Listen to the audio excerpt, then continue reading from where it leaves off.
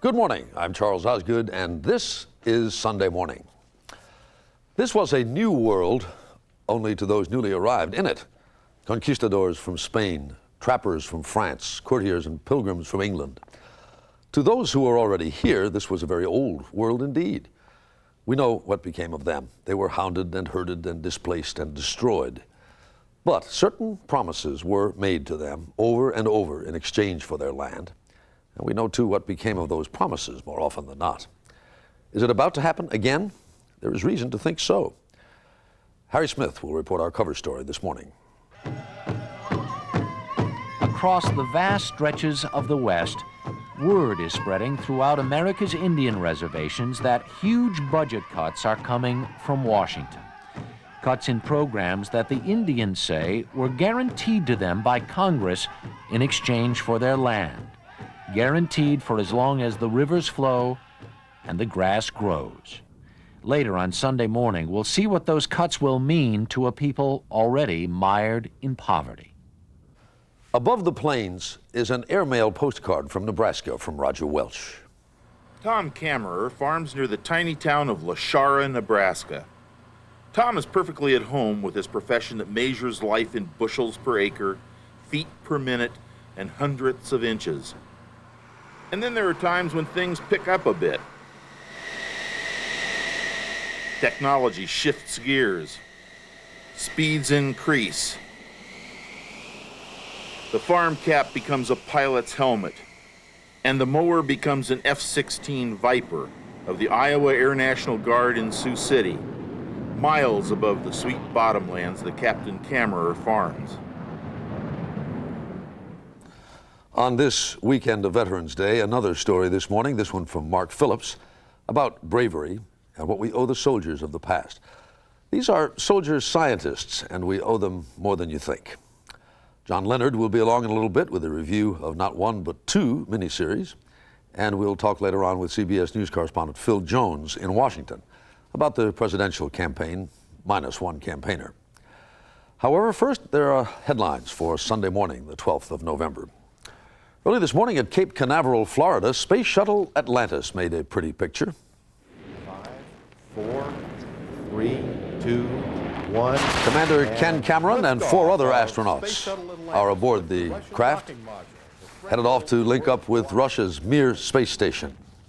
Once docked, the Americans of Atlantis will spend a few days with the three Russians of Mir, to whom the astronauts are bringing, among other things, a collapsible guitar. Congress and the White House continue to disagree this morning on budgetary matters. Yesterday, the two sides could not even agree on who should attend negotiations to effect a compromise. And at the moment, no talks are scheduled at all. Without an agreement, the federal government may very well have to shut itself down come Tuesday. In Israel this morning, with the ancient prayer for the dead being intoned in the background, the family of Yitzhak Rabin bade farewell to the slain prime minister. With this ceremony, the official period of mourning in Israel ends.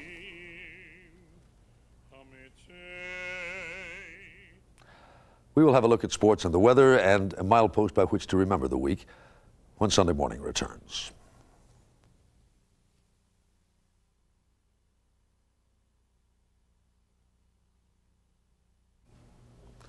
In sports, yesterday's game against Iowa was considered a real test of Northwestern's amazing football season. The Hawkeyes had beaten the Wildcats 21 times in a row. And indeed, Iowa had a 14-10 lead in the second quarter. But then, Northwestern's Brian Musso looked as if he might muff this punt. Instead, proceeded to return it all the way. 60 yards for the touchdown and the lead. Running back Darnell Autry had his 11th straight 100-yard rushing day, scoring this touchdown in the third quarter. And in the fourth, with Northwestern ahead by 4 points, Iowa tight end Derek Pierce caught a pass, but then fumbled, and Northwestern's Udella Ismaili picked it up and ran it in for the touchdown, icing the game for the Wildcats, their 9th win of the season.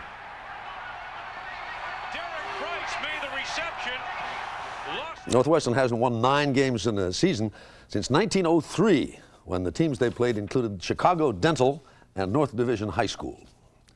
As for the weather now, it was in the 60s yesterday through much of the Northeast. That was yesterday. It will be 20 or 30 degrees colder than that today, thanks to some very brisk air moving into the Northeast from the Midwest. 26 or 7,000 runners in the New York City Marathon will feel the difference pretty keenly today. It will be very cold around the Great Lakes, too. Even as you head south, look for 50s in Georgia, 60s along the Gulf Coast, and 70s from Texas on out to Southern California. Pretty cool, all in all. Pretty nice, too, all in all, at least through the lower half of the country. Skies will be bright and sunny from the mid-Atlantic to the Gulf Coast, clear out to the Pacific. The northern half of the map doesn't look so good, though. Howling winds and lower temperatures in the Northeast may cause whatever rain is still in the air to turn to snow on the way down. Heavy snow, it may be, over the mountains of Pennsylvania and New York. Cloudy from Illinois all the way west to Oregon and Washington, with in certain places in between widespread areas of light rain. As for tomorrow, we will have to keep a weather eye on the storm you see over Kentucky and environs.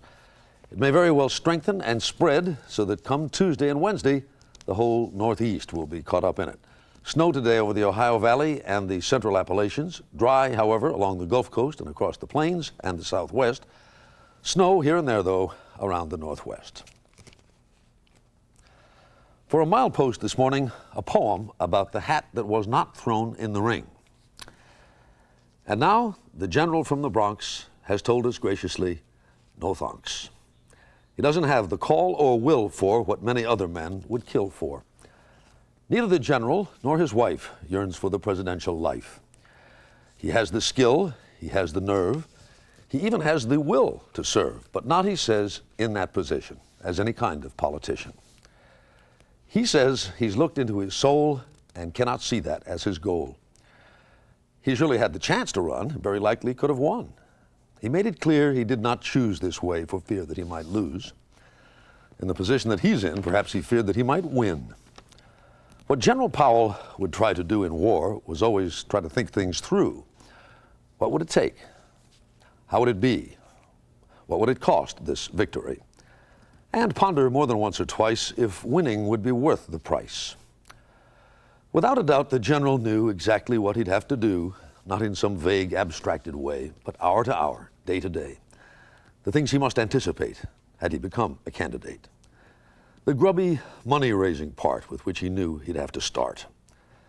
The circus atmosphere he faced, of which his book tour was a taste. There is 1,000 times more pain in a political campaign. He knew the wheeling and the dealing that often have a way of stealing or sometimes making you forget idealistic goals you've set. And if you win, to find one day you hate the games you have to play. Perhaps someday, sometime, somehow. Thank you, but no, says Powell. Not now.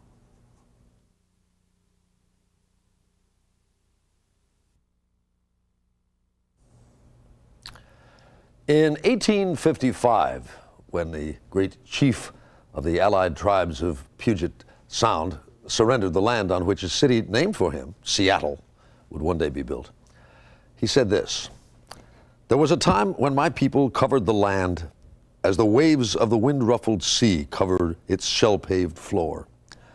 But that time has long since passed away with the greatness of the tribes that are now but a mournful memory."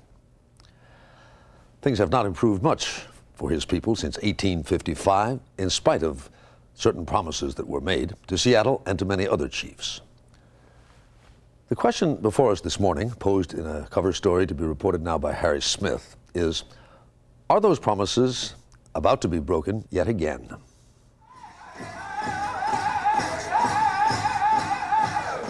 They are Lakota, Sioux from the Pine Ridge and Rosebud reservations in South Dakota, Kiowa from Texas, Shoshone from Oklahoma, Pueblo from New Mexico, Navajo from Arizona.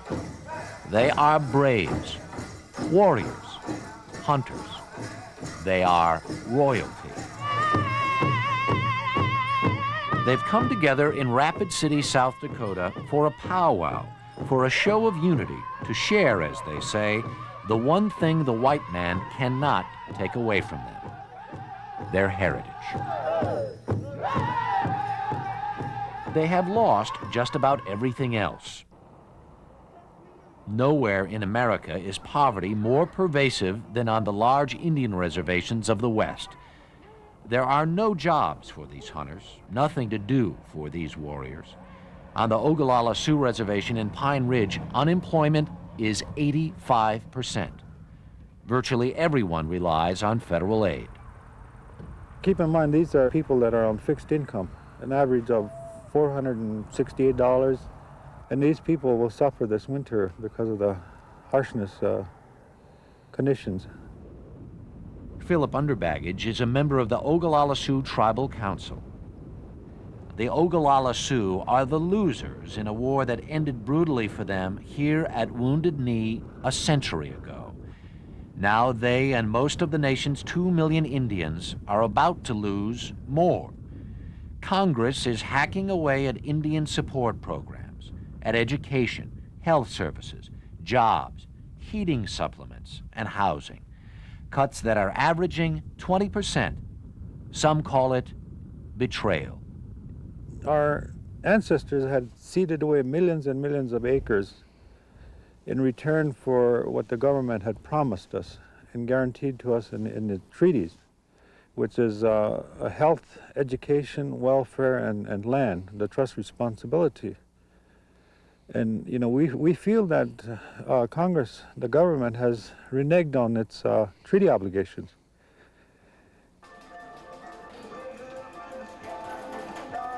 There is a perception that casino gambling income is lifting Indian tribes out of poverty. Not true, especially in the remote areas where most Indians live. So far, the Pine Ridge Casino provides some jobs, but it is a money-losing proposition. And there's another downside. People spend their money on gambling and not able to pay their utility bills, food, shelter, this type of thing. There is some private farming on the reservation. Most of it, however, is on land leased by white ranchers to grow wheat or graze cattle. My rope, Pam, you got the rope. Some Indians keep horses, mainly to keep the old ways alive. That's why I have horses. You know, my father, my grandfather, and their ancestors had horses. They were horsemen. Mel Lonehill is vice chairman of the Pine Ridge Reservation. He told us the reason the lands are leased out is that Indians don't get farm subsidies. But the farmer does. The farmer that leases this property here gets a subsidy from the United States government. So the government, you know, looks at us as welfare recipients of the government. What about the white farmers that are here on this country? They get subsidies every year. But what hurts Mel Lonehill more than anything is that what they get from Washington is paltry compared to what the Sioux have given. From the Black Hills in the west to the Missouri River in the east, they freely roam through most of 6 states just 150 years ago. You know, so if we went to court with the United States government, the United States government will owe us their lives. You know, we've given millions and billions of dollars out of the Black Hills. The gold that they've taken out, you know, the silver that's been taken out of there, the coal that's been taken out of there, the timber, you know, I don't know what else they've taken out. Mel Lonehill thinks Indians should not be made to suffer because Congress needs to balance the budget. We didn't make the deficit. We're not the ones that spend billions of dollars, you know, in space or giving it to other countries. He worries about the effect of the cuts on the Indian children. The Indian schools are the lifeline of the reservation. We are more than a school because we are the only really business, money economy in the community. Wayne Blankenbiller, the principal of one of the reservation's elementary schools, told us he is already stretched thin. People come here for a lot of needs. They come here when they need gas. They come here when they need a vehicle to move furniture. They come here when a child is sick and they don't have transportation to go to the doctor. Our children sometimes come to school to sleep, sometimes come to school to eat. Right now we have one house for every 4 families on the reservation. We have overcrowding in every house. I know of one family that has 28 people living in a 2-bedroom home. All these things affect us in the school. They affect the students, they affect the teachers, they affect the learning environment. Tribal leaders see the coming cuts as the beginning of a destructive cycle. At a time when juvenile crime is increasing and likely to get worse, there may be no money to staff this brand new juvenile detention center. 1/3 of the police force may be cut, leaving just a handful to patrol this 5,000 square mile reservation. And of course, cutbacks mean layoffs in a community with no jobs to begin with.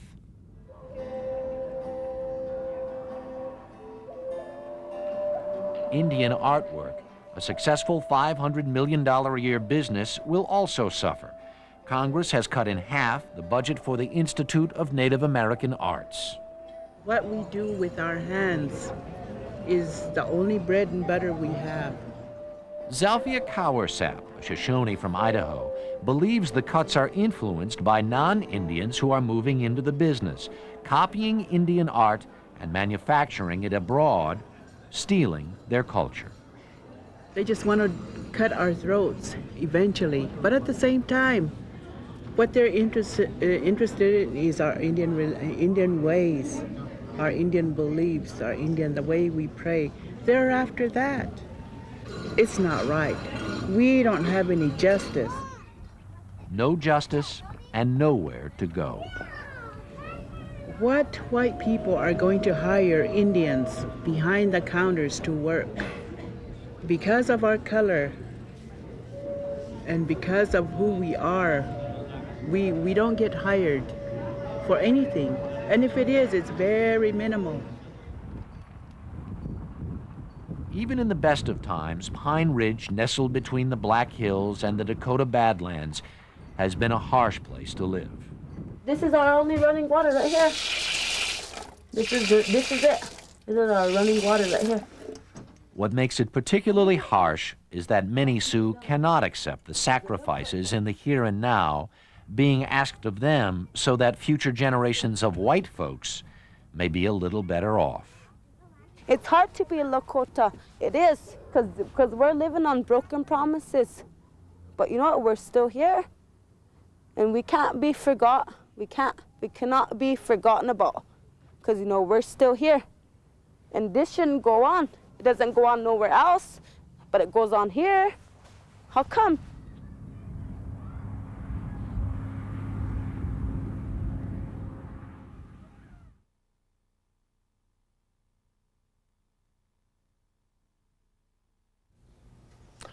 What matters most in wartime, do you suppose? Firepower? Yes. Strategy, of course. Supplies, morale, all those things do matter a great deal. But it may be that what matters most of all is the ability to understand what the enemy believes are its secure and secret messages. If you could do that, if you could know what the other side had in mind, well, then surely you would win. Well, as Mark Phillips is about to tell us now, that is in fact what happened during the most devastating war ever fought on this earth.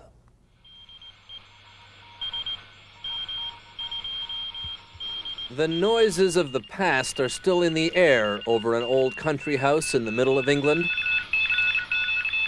And you can still hear them with the right equipment. Old American-made World War II vintage shortwave radios, still working. These days, mostly pulling in the Morse code transmissions of ham radio operators. Back then, the noises represented something far more sinister. During World War II, the Nazi military used highly encoded Morse code transmissions to communicate with its far-flung forces in the field. The German fast-moving blitzkrieg strategy required reliable, secure, portable communications equipment. They got it from a machine aptly called Enigma. So good was it at scrambling messages that the Nazis were convinced its codes could never be broken. Yet back at that English country estate of Bletchley Park, in huts now run down with age, the Allies were listening and, remarkably, understanding. They had broken the code. Particularly the most difficult code, the one used by the wolf packs of German U-boats which roamed the North Atlantic, sinking ships carrying essential war supplies and killing the people who sailed them. Many of the heroes of the Battle of the Atlantic sailed in the convoys and damned the torpedoes. But others worked here at Bletchley Park, telling the sailors where the U-boats were and how to avoid them. These are now the unlikely heroes of a new best-selling novel called Enigma, a thriller based on the real events of Bletchley by writer Robert Harris. I tried to write scenes in the North Atlantic. I couldn't do it. I can't write steady number 1, torpedo on the starboard bow. It's become a cliche. So it's possible to write, I hope, quite a modern war book in a way, in that the heroes are technical people. They are not warriors. They're not macho types. They're far more realistic to modern warfare. They're mathematicians. They're scientists. And that interested me. That so little is known even today about Bletchley Park and its dilapidated buildings is another testament to the significance of what went on here. For decades after the end of the war, the work that was done here remained top secret. This is where the great information battle of the Second World War was fought and won. The warriors were info warriors. Today, we'd probably call them nerds, and the debt owed them has never been fully recognized. This is a standard German army Enigma machine. It's over 50 years old. Robert Harris carries an Enigma machine with him wherever he goes promoting his book. It's reached the top of the British bestseller chart and is doing well in the U.S. The machine gets pride of place on the kitchen table for visiting reporters, too. It looks like an old portable typewriter, except that by using different combinations of rotors and prearranged settings on a field of patch cords, the results are astronomical. There are 159 million different combinations of starting position of this machine, each one of which will generate a different code sequence. At Bletchley Park, where a small museum now exists, they have a mint-condition Enigma machine. Type a letter, it's encoded and lights up as something else. Type it again, another letter lights up. That's the beauty of the machine. The rotors rotate and the code settings change every time a letter is hit. It's a masterpiece of German technology. I mean, it's simple, it's robust, it's very clever, it's ingenious. I mean, and also I think it's quite beautiful in its way as an object. What are we calling this? Windows 45? Yeah. Yes, Adolf gives you Windows 45. Yet somehow, mostly because of the sloppiness of some operators, the code was broken. And if ever the German high command felt its orders were being compromised, no one was willing to tell the boss. In a society like Nazi Germany, rather like in the collapse of communism, nobody could take the initiative to really change things, and nobody ultimately wanted to go to Adolf Hitler and say, there's a problem, mein Führer. I'm afraid I may have been telling you the codes are completely secure, but we think that for the past 2 years every order you've given has been read. That would not have gone down very well. It would have been injurious to your health, and for that reason I think that partly explains why the Germans never changed their codes with disastrous results. More than brain power was used to break the codes. Once the decoders had a clue as to what the day's Enigma settings were, and they changed every day, they would run the possibilities through primitive computers, the last surviving one of which is actually in Washington. At first, the machines were rumbling mechanical devices. Later, an electronic tube monster called Colossus was developed. The computer age, arguably, began here. I'm interested by these places where the world skips on. Los Alamos, the world was one way before Los Alamos, where they invented the bomb, and another way after it. And the same is true of Bletchley Park. Bletchley Park conjured into existence the modern world. Bletchley Park may not look like one of those places where the world was irrevocably changed, but that is exactly what happened here. This is the place where the human mind ran up against its own limitations and had to invent machines to crunch numbers. Bletchley Park is exit number 1 on the information superhighway. But the success or failure of this intellectual warfare was reflected in very real terms in the cold North Atlantic. And the U.S. was losing ships and people at sea because the British couldn't make the computers and break the codes fast enough. Washington finally demanded the technology so the machines could be made in the U.S. The knowledge and the center of computing power moved westward across the Atlantic. And so did many of the people. Today in Cambridge, Massachusetts, a retired couple have finally been able to talk openly about what they did in the war. Barbara Ekus was a young Englishwoman. Her husband, Joe, was a U.S. Navy liaison officer. They met working at Bletchley Park. Out of the blue, a book was written which sort of blew everybody's cover. We were all so surprised. And people then discovered who we were. Old friends would say, "Good grief, we didn't know what you were doing." And since then, we've been treated with much more respect, I hasten to add.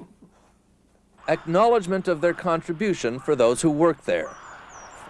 Fame and fortune for Robert Harris, who wrote about them, and who now has his own English country house, while his unlikely techno-nerd heroes climb the sales charts.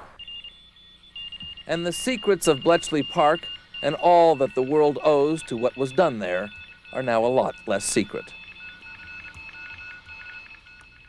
From those campaigns of the Second World War to Campaign 96. We'll try to decode some of that as we talk with CBS News correspondent Phil Jones and a little bit about those who are still in it and a general who is not.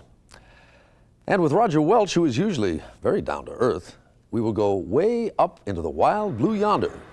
Don't worry though, Roger will not be at the controls.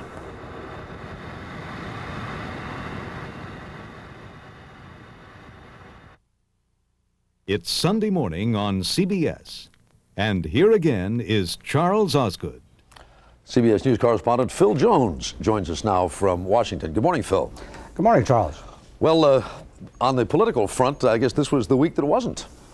Sure was. All the reporters said that Colin Powell was going to run for the Republican presidential nomination, and it didn't happen. At this point, I don't think any of us really know for sure why he didn't run. At one point, he was talking to some of his close advisors, and he was saying, look, I've got a list here of 20 or 30 reasons why I should run for president and not one why I shouldn't. Give me a reason why I shouldn't. But I think you have to take him on his word, and he looked at it, and he said that he just didn't have the fire in the belly. That's hard for me to understand because, as you saw on this broadcast just a few weeks ago on a cover story, we went out and did him on his book tour. And I asked him that very question, you know, does he have the fire in the belly? And he says, you know, at the end of the day, you'd have to be brain dead to say no, that stuff wasn't coming through. But I suppose he looked and the family looked and they all said that they didn't have maybe the fire, but they didn't have the stomach for it. For one thing, he seemed to go out of his way while saying no thank you to also say that he had registered, he was a Republican, he wanted, his politics were Republican politics. Does this mean that there is perhaps some role in the party for him, even if not as a candidate, then some other role? Well, I think he would like to have a role in the party. Certainly, as he has been out speaking over the past few months, he has not hesitated to take on the extreme right of the Republican Party. And at one point he was saying to all of these revolutionaries out there with more than single-digit showing in the political polls, come on forward, let's debate where the Republican Party should be going. I think he's going to have a big role, and I would imagine that come the Republican convention time, you might even see Colin Powell as the keynote speaker to the Republican National Convention. Let us say that he has spoken to the convention, that he turns out to be a dynamite keynote speaker. Now we have a situation where Dole, let's just assume for the moment that Dole is the man. He looks as if he's going to get the nomination. But the polls are showing that he's going to lose to Bill Clinton. At that point, do you think that they might turn to Powell and say, Please, Vice President. Oh, I think absolutely. I think that Colin Powell has made a decision on one thing, and that was he was not going to run for the Republican nomination. But in his news conference, he was very skillful, and he left open the possibility of serving, of running in 2000, or, even something happening on the vice presidency this year. He said he didn't want to, but he didn't give that general Sherman statement that I will not run for or I will not accept if drafted for this. So I think that if the Republicans are in big trouble in the polls at that point, Bob Dole would come to Colin Powell in a minute.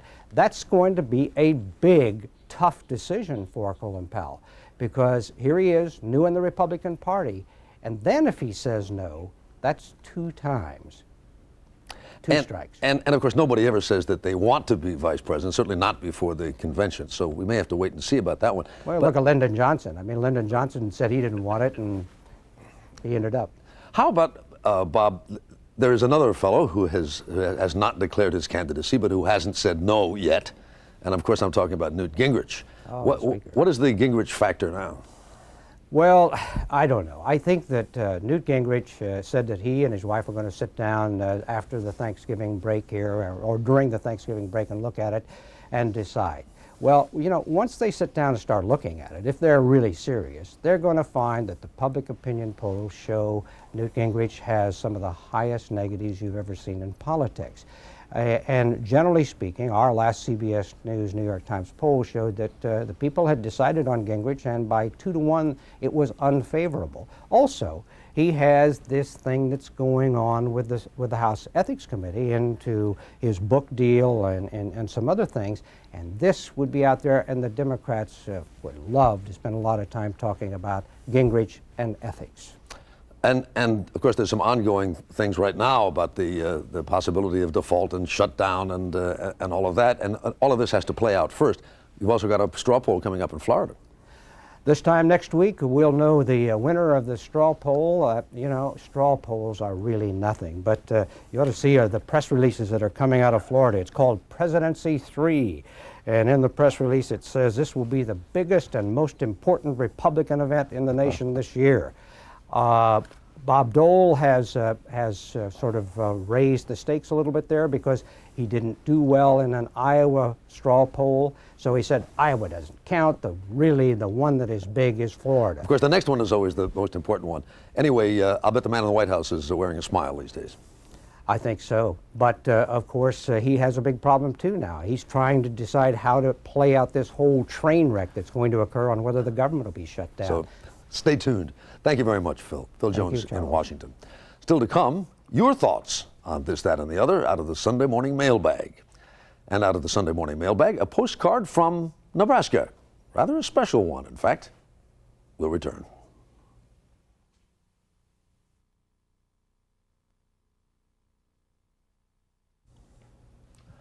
Above the plains now.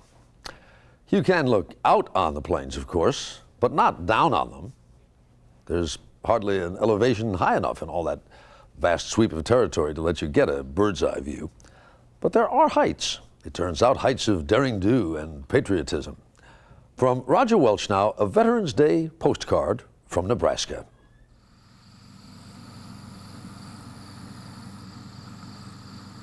Our family's been in the farming around here for approximately 175 years. That's all we've done. That's what I grew up knowing.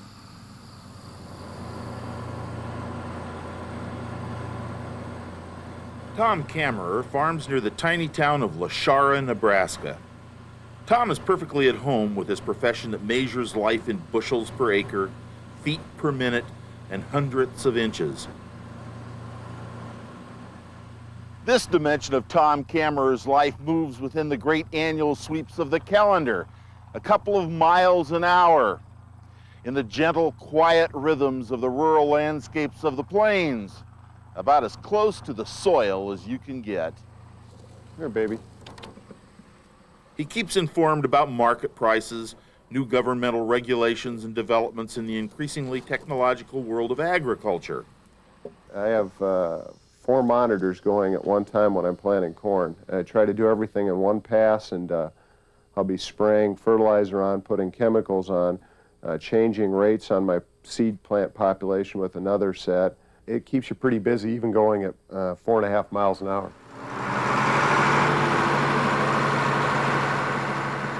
And then there are times when things pick up a bit.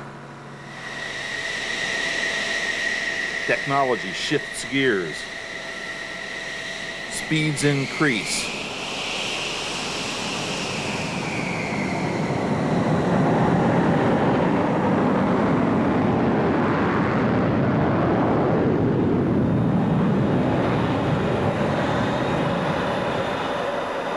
The farm cap becomes a pilot's helmet, and the mower becomes an F-16 Viper of the Iowa Air National Guard in Sioux City, miles above the sweet bottomlands that Captain Kammerer farms.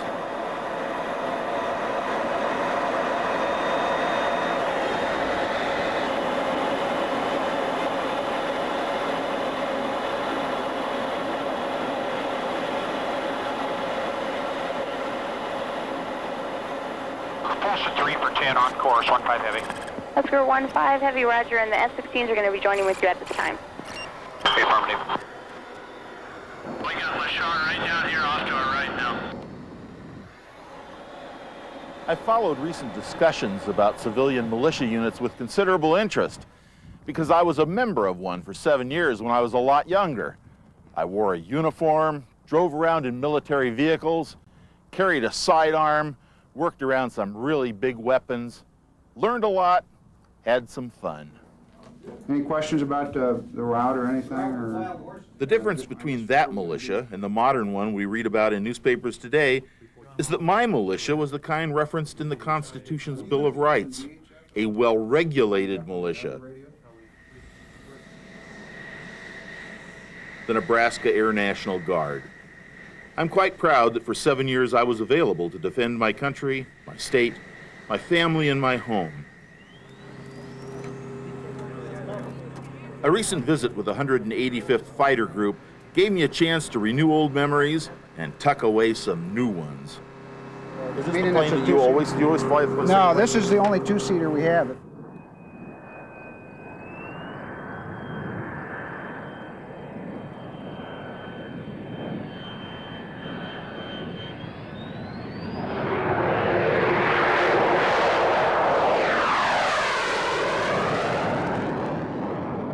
Northwest 1061. The first S-16 is rolling at this time. You can turn right heading 220. All right, right turn at 220 Northwest 1016.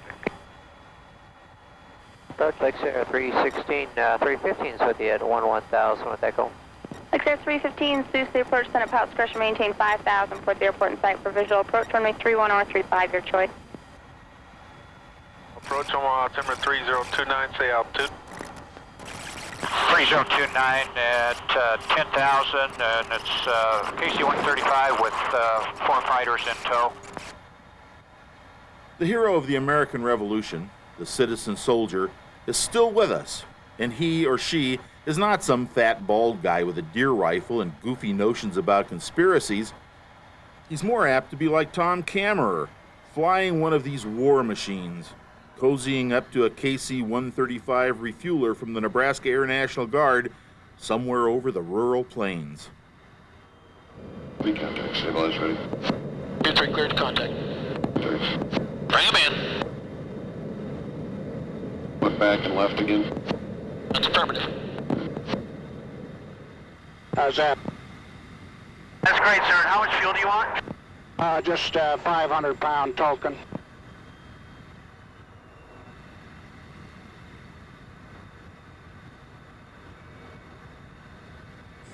And we're going to be coming up on Dannebrog, I would think. Oh, I recognize the countryside. Answer, request after this disconnect, you can just fly off to your left nice and slow. And then disconnect now. And 2-1, you want to peel off to the left if you can, leave us. Okay, we will do a left turn around Dannebrog now. If you had to make a choice, which would it be, flying or farming? Oh, Boy, some days it's farming, some days it's flying. It just depends on the time of the season. I suppose during harvest I'll look at going back to flying a lot more. I'm often surprised, amused, even annoyed when someone from the city suggests that farmers are somehow backwoods bumpkins, when the fact of the matter is, the modern farmer works with technologies as complex as any occupation I can imagine. I try to explain that the farmers on those tractors they see moving across Nebraska's farm fields are controlling devices as advanced and complicated as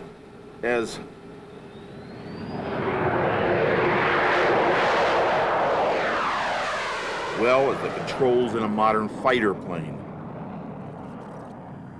Okay, on uniform ops check, lead's got the funny one with 1929, 8,000 tax feet. Do you ever find yourself flying close enough to this area that you look down and, my God, you think that's my place? The first time that I basically flew over this area, we were at 25,000 feet, and one of the guys that was with me, I said, there it is, and pointed it out to him, and he didn't see why I got so excited, but it's kind of exciting to see it, even if it was from 4 to 5 miles high. We got Lashar right down here off to our right now.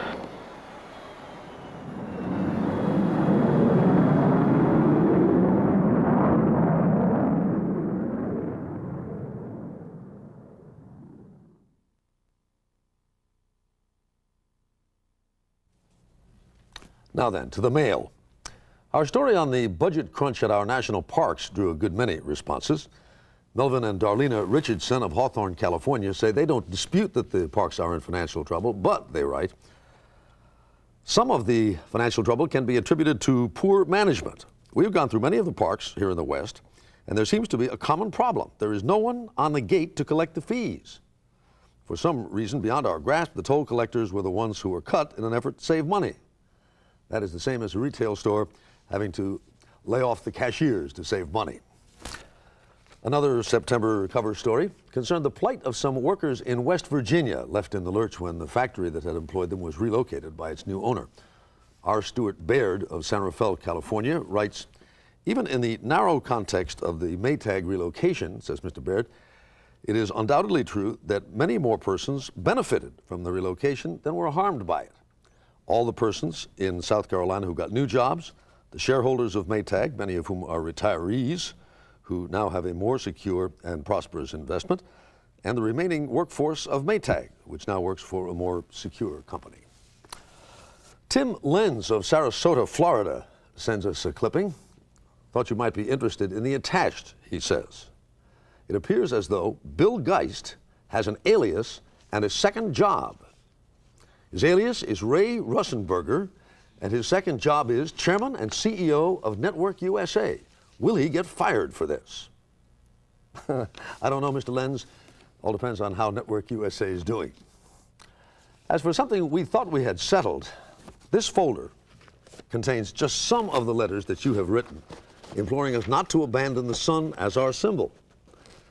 There are petitions in here, drawings from children, pleadings. Nearly every letter begins, please no, don't, you mustn't. And it's all because we read one letter, the only such letter I think that we've ever had, from a viewer who is tired of our suns. We only read that letter because we thought it was amusing.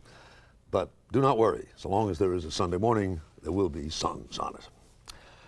We've had letters about something that many of you apparently would like us to get rid of. It is something we started doing in the last few months. Shirley Sims of Springfield, Illinois puts it this way. Why do you have to tell me 3 or 4 times what you were going to tell me? I'm intelligent enough to remember that in the beginning you tell me what you were going to tell me. No need to keep reminding me what you were going to tell me. Roy and Eileen Cooper of Northfield, Minnesota remembered a letter complimenting us on the brief silences that follow most of our stories. It seems you took it for negative criticism, they say, and have sought to make up for it by previewing upcoming segments with each break. We learn at the beginning of the program what's coming during the next 90 minutes, say the Coopers. We don't need to be reminded. And Cole Kidner of Henderson, Nevada says, if, as is true of Sunday morning, the offerings stand on their own merit, then there's no necessity to hustle a faithful audience. We will watch almost religiously, says Cole Kidner, because we know that what is produced is elegant and in good taste. Well, thank you for that, Mr. Kidner. Well, the reason that we have been doing it is that we thought it might be helpful to point out what is coming up, especially for those who might have missed the beginning of the broadcast. In any event, I would appreciate having your input on this or anything else on this broadcast that you may have thoughts about. Our address remains Sunday morning, 524 West 57th Street, Box O, as in Osgood, New York, New York. The zip is 10019.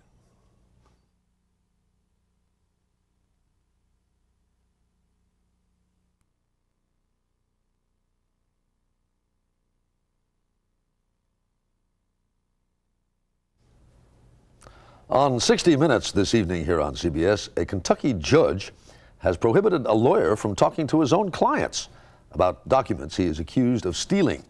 Those documents contain some secrets of the tobacco industry. Mike Wallace will report tonight on 60 Minutes. When our trumpet sounds again next week, we will bring you a story of the poets and pathmakers of the Beat generation. They are with us still in many ways, some decades later, as you will see.